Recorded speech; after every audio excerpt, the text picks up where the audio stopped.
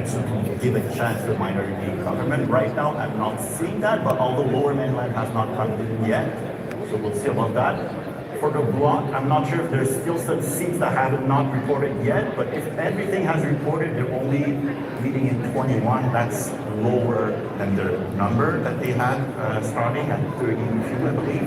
And so under that number, it looks good for the Liberal to squeak out the majority. Squeak out the majority, and 172 is the magic number that we're watching for, whether or not it is a majority. Susan, how are you feeling at this moment in time looking at the numbers? Well, feeling better. A couple interesting seats in Quebec. La Salle-Mort, that was the seat that was David Lamette's before the Bloc won it in the by-election. The Liberals are leading in that one, so that could be very interesting if we take that back.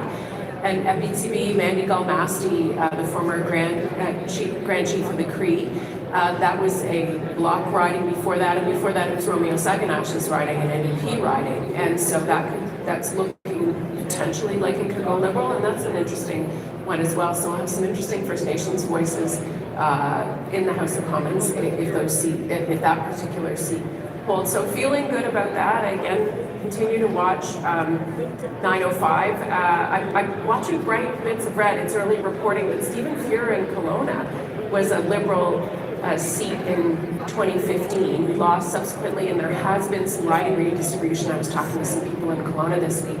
5, and the NDP at 7. What does that add up to? 172.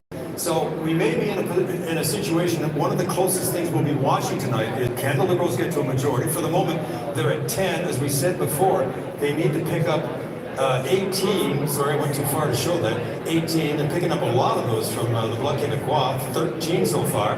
They picked up 14 on the Conservatives, or are picking up 14, but they've also lost 18 of the Conservatives, so most of their pickups are coming at the expense of the Bloc Québécois. At the moment, you just saw the numbers change, they're at 13. They need to get to 18 pickups to get a majority, so they're looking like they might be in the 160s, high 160s, mid 160s. The NDP probably has a chance to win a few more ridings. They, of course, let's not forget, they're sorely looking at that number at 7 and hoping, can we find 5 more to get to official party status. But they, whether or not they get there, they may still end up with the balance of power. The Bloc Québécois clearly would have the balance of power. If there were a minority government, you could call that right now, the BQ will.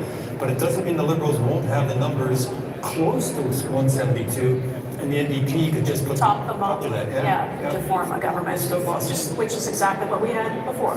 Yes, just a slightly different balance. Yeah.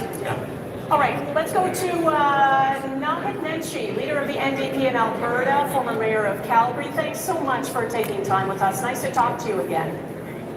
Thanks so much, Donna. You know, the last election, I was on the panel with y'all. Oh, I know.